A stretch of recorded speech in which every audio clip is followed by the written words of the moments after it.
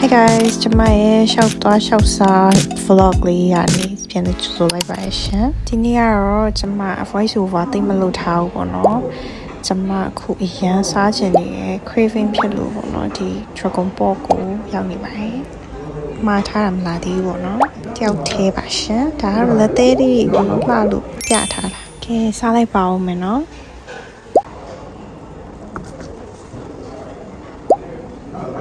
ဒါကတော့ကောင်မလေးကဝေးမချခင်ပေါ့နော်တကုံစားပြီးတော့မဝေးချမယ်ဆိုပြီးချိန်ဝါထားတဲ့ vlog လေးပါအဓိကဒါပြီးရင်ကျွန်မစားတဲ့ vlog လေးခဏနားပါမယ်စောင့်ကြည့်ပေးကြပါ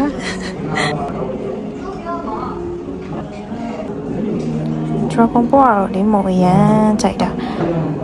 ပြီးတော့ပြင်စာရရလေခုနောက်ပိုင်းအရင်မစားဖြစ်ဘူးအိမ်မှာပဲစားနေရများတော့ခုမှပြန်စားနေရပါတော့ဟုတ်ကဲ့အကုန်ပြောင်းပါရှင်စားတာတော့တယောက်သေးပဲမဲ့စားနိုင်တယ်ဟမ်အိုင်းမာလားလို့အိုင်းမာလားမလေးဘာရောက်သွားလဲအိုင်းမာလားလို့ဟမ်အိုင်းမာလားပေးတေပြတယ်အောင်ဒီမှာကင်မရာကိုပြတယ်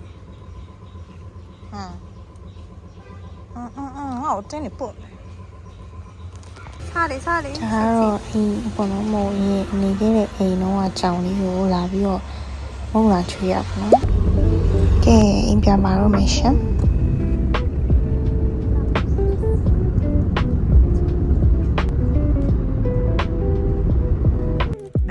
စီမှာပန်းဖျားပန်းပေါ့နော်ဖျားပန်းလေးဆင်းဝယ်ပါမယ်အိမ်ကဖျားပန်းကတ်ထားတာမညိုးသေးတော့နည်းနည်းပဲဝင်လာပါတယ် so pretty ပြန်ရောက်ပါပြီရှင်ကဲဒါလေးကတော့ဖျားပန်းကတ်ပါမယ်ပေးရများသေးရပါတော့အရင်ဆုံး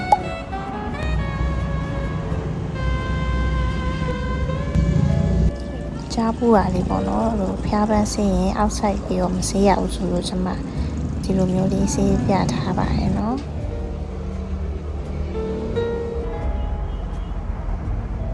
ဒါလေးကတော့ဖျားပန်းဦးအိမ်မှာရှိတဲ့ပန်းလေးနဲ့ခုနဝယ်လာတဲ့ပန်းလေးထိုးထားတာလေးပါ